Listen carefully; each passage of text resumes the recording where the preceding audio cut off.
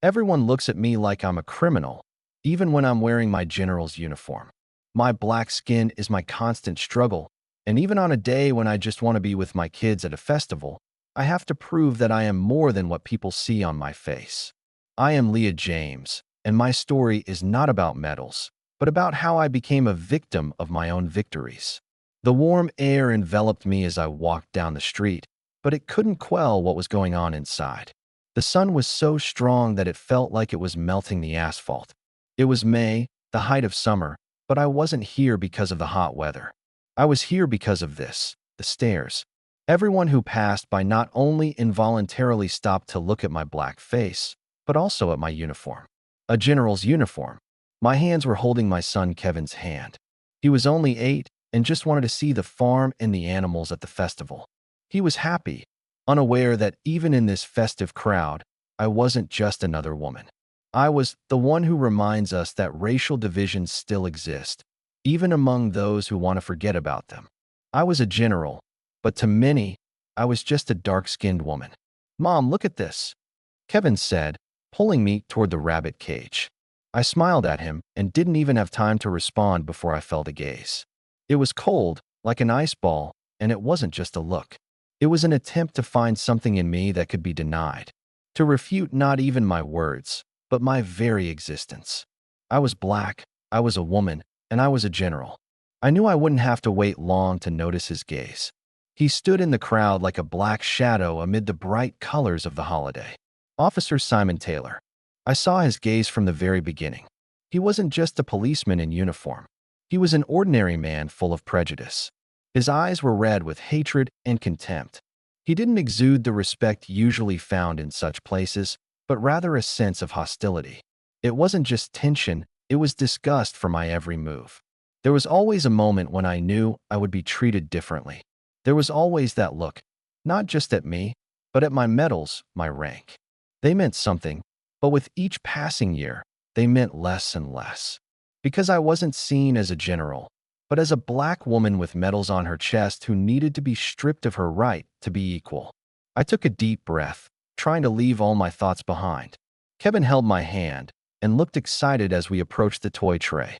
I felt calm when I looked at him, but that calm quickly dissipated when I saw Taylor approaching me. Unmistakably, my instincts told me, this man wants something. And he approached with a look on his face as if he had been told that I had made a big mistake.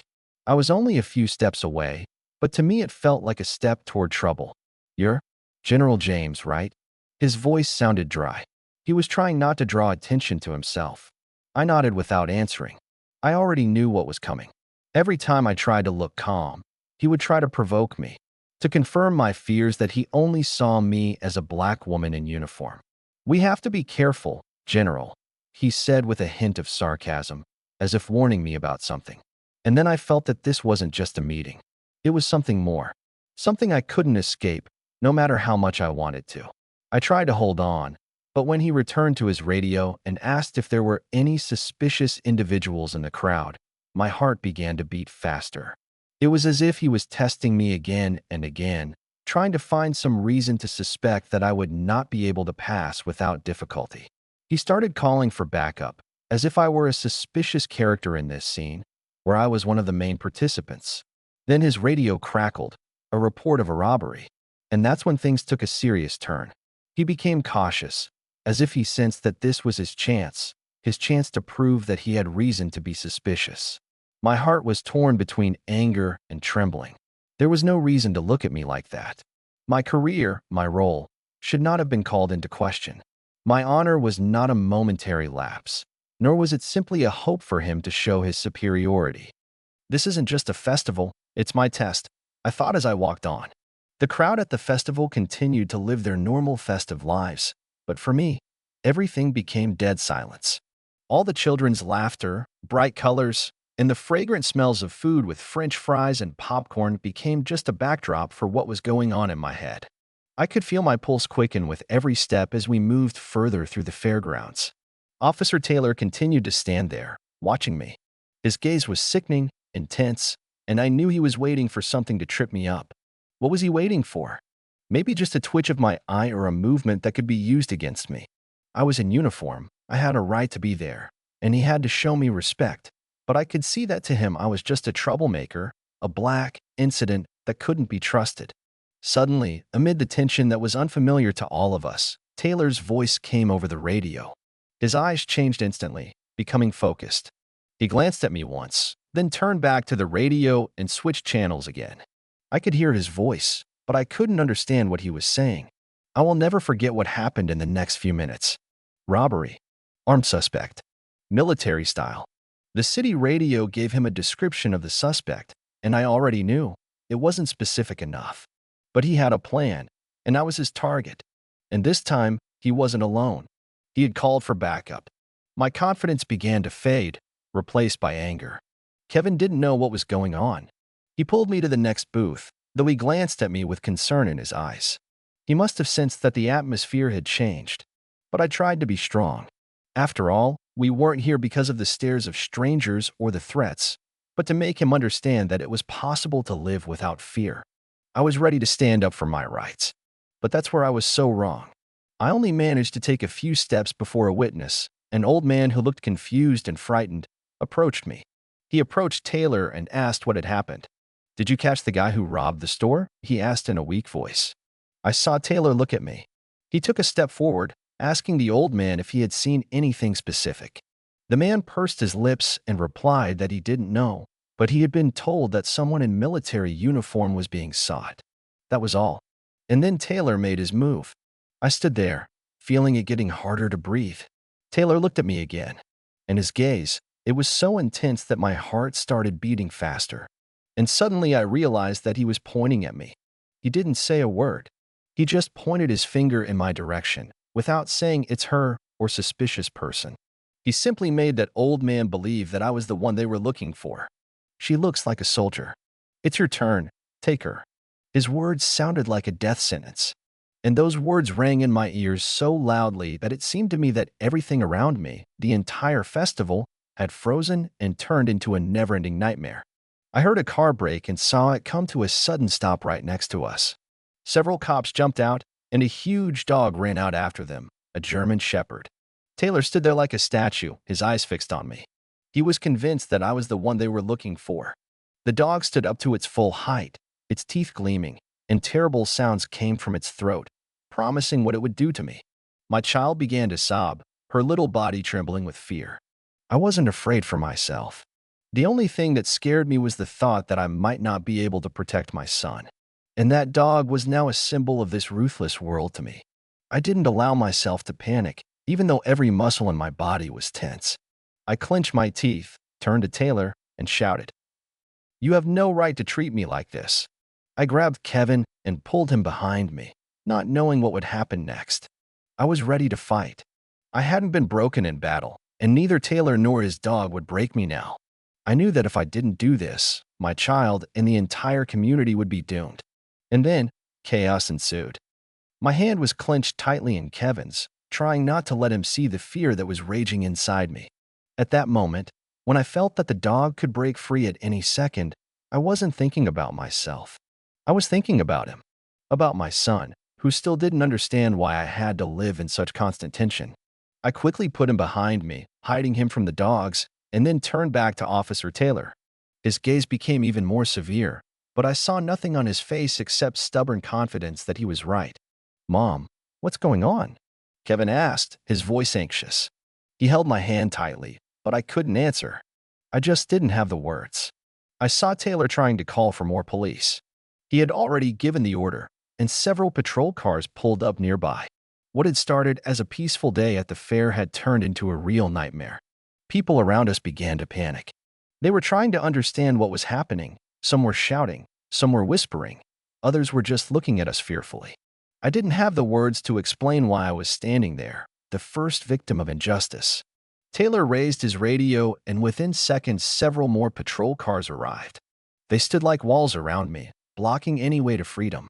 At that moment, I realized I had no choice but to fight back. But I didn't know if I could stop what was happening or protect Kevin when everything around us was falling apart. "General James, you are suspected of involvement in an armed robbery," Taylor announced. His voice was cold, as if he felt no guilt for what was happening. I tried to hold back my angry reaction, But what he said was the last straw. How could I be suspected of this? I was an officer who had served my country, proving time and time again that my loyalty was unwavering. Again, a moment of desperate struggle with my very essence. How could I prove to him that this was a mistake? How could I avoid them thinking I was the monster they imagined me to be? And then a patrol car I recognized appeared on the horizon. It was called Doctor. It was special to me. This car had always been there for my family during emergencies. My sister, Linda, was a driver and medic for the local police, and we had pulled people out of trouble many times, saving them from danger. Now I saw her stop a few meters away from me, slowing down and watching what was happening. "Leah," she shouted through the open window, but I couldn't answer. Taylor was already controlling every movement, every gesture. My sister understood that this wasn't just an injustice. This was a moment that could change everything, not just for me, but for everyone around us. She didn't know what to do yet, but she could see me trying to avoid the trap. Taylor abruptly commanded the dog to move forward. The sheepdog instantly lunged at me. I was ready. All those years of training, fighting techniques, and the speed of my movements helped me when it all became real. My reaction was flawless, and I jumped aside, blocking the attack of the dog trying to grab me. Everything went dark and noisy. Kevin, his eyes wide with fear, tried to hide behind me. "No," I shouted at Kevin, pushing him away from the fight. My hands were searching for reassurance. My soul was in hell. This wasn't just Taylor's mistake. It was a manifestation of the entire system that despised me. The dog jerked and tried to attack me again, but I was already on my feet, and with every movement, I realized for the first time how quickly the illusion of safety could be shattered. Taylor watched, doing nothing, only ordering his men to wait and see if I would give up. At that moment, when the sounds merged into a single chaos, I felt a force squeeze my heart. My knees buckled slightly, but my eyes never left him. I knew it was now or never. I saw the dog, trying to grab me, once again looking like a predatory shadow ready to pounce. But this time I was ready. My hands clenched, and my heart wasn't beating as fast as before. I focused. My years of service had tested my nerves many times, but this time it was personal. This wasn't just an attack. It was an attempt to intimidate me, to humiliate me in front of my son, in front of all those who doubted me. And I couldn't let that happen.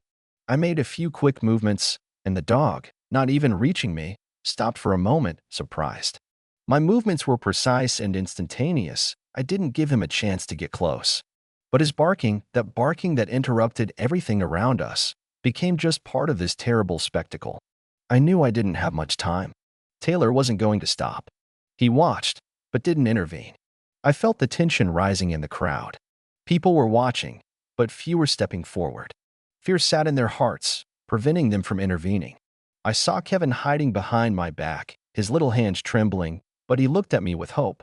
I couldn't allow myself to break down. Taylor, seeing my stubbornness, simply called for backup. All the patrol cars that had been standing around gradually moved toward me. I was trapped. They weren't going to stop, and I couldn't let them win. Then I heard a sound I didn't expect, my brother's voice. James, a police officer, my brother, got out of his car. He had been at the other end of the festival, but now he was heading straight for us. My hope for him was my only lifeline at that moment. "Lie," he called, approaching me. Taylor turned to him and barely contained his anger when he saw my brother. James was not only my brother, but he had also long established himself as a valiant police officer who always stood on the side of justice. "Hey, Taylor, what are you doing?" His voice was clear but had a hint of disappointment. Taylor clenched his fists, his features hardening even more, and he glanced at my sister for a moment before turning back to James. "It's justified. We have reason to believe that she is involved in criminal activity and that she is one of the suspects," he replied, trying to cover up his actions. James didn't respond right away, but his eyes grew stern. He knew that in this situation, he wasn't just a brother, he was the only one who could stop this madness. "Lie has nothing to do with this. Taylor, stop this immediately. Let her go, or I won't give you a chance to escape the consequences." His voice became sharp and firm. Taylor's expression changed, but only for a moment. He had no intention of backing down, but we could see his resolve weakening slightly. But then something unexpected happened. A man of average height approached us, and I recognized him immediately. It was David Romero, a lawyer who had repeatedly spoken out in defense of minority rights and seemed to be one of the few who was truly not afraid to speak the truth. He looked at the situation unfolding and immediately took out his phone. "This is not true," he said loudly as he approached Taylor. "I have recorded all your actions on video. You don't even realize how serious the consequences of this are." Taylor tried to avoid the camera, but it was too late. Every moment, every step he took was recorded on a cell phone. The confrontation was no longer just personal. It was more than just threats and accusations. It was a fight for the truth, for justice to prevail even when the system seemed impenetrable. "You want to accuse me," David said to Taylor, "but you are the one breaking the law by publicly humiliating General James without any grounds." Taylor couldn't say anything. Not a word came out of his mouth when he realized he was surrounded not only by people willing to fight for justice, but also by evidence. I saw his shoulders slump, his authority begin to crumble. And then I knew the fight for justice really had a chance of winning. James came up to me and squeezed my hand. "Are you okay?" he asked, watching my expression. "I'm okay now," I replied, not yet fully believing that this day had changed everything. That day was both a great test and a moment of salvation for me. When Taylor gave up and backed down under the pressure of the truth and the evidence, I felt a heavy weight lift from my soul. I stood in the crowd, which began to quietly disperse, but I had only one thought. This wasn't just my victory. It was a victory for every woman, every man, every person fighting for their dignity and their rights. And that moment became a real stumbling block for those who still believed that justice was selective. Kevin stood next to me, his hand firmly holding mine. He didn't quite understand what had happened, but he saw how this day had changed me, how even that little glance he gave me when I tried to explain it to him had changed me. His little eyes were shining with hope, and I suddenly realized that it was for him that I had to fight to the end. I looked at Taylor and saw him backing away. He stood there, red with shame, unable to answer a single question. Now he was just one of those who had lost their way in their prejudices. But he was enough to prove that even the most powerful systems can be shaken when humanity prevails.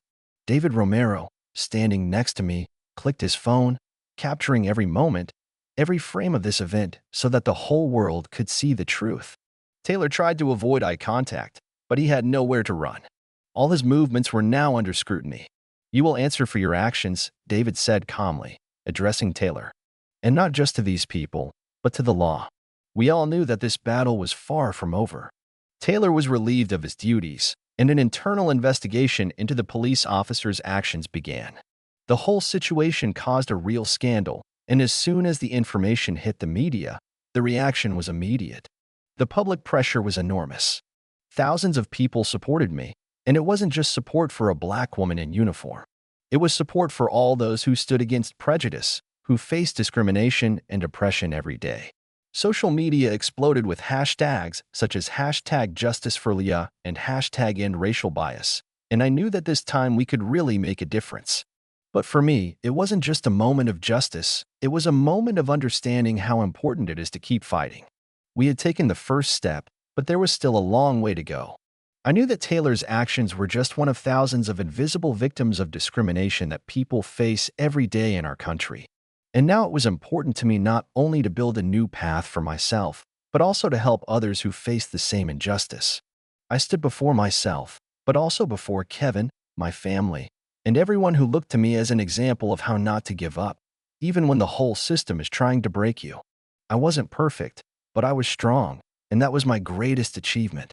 Over the next few weeks, the investigation initiated by community activists and lawyers expanded, and not only Taylor but other police officers linked to corruption and abuse came under scrutiny. I could see that we could change this city, that we could change the world, and that every fight for justice, even in the darkest of times, can lead to light. A few months later, I started my own organization to help victims of police violence and racial discrimination. I knew that even if I won this battle, my mission was just beginning. Over time, we built a support network where anyone could get legal help, counseling, and resources to heal from their trauma. I promised my son one thing: no matter what challenges we face, we will not be silent. We will fight. For him, for the future. And I saw how he believed in that, how he would grow up and become part of the change.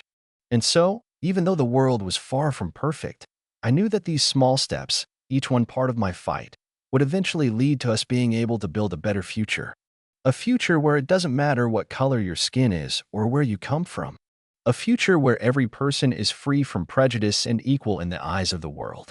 It may be dark, but it's not the end. It's only the beginning. The moral of the story, Leah James' story, isn't just about a woman overcoming systemic injustice. It's about the importance of not giving up, even when you're being broken down. Every fight for the truth can overcome the strongest walls, and even one voice can shake the system. Change is possible when we stand together and are not afraid to say no to injustice.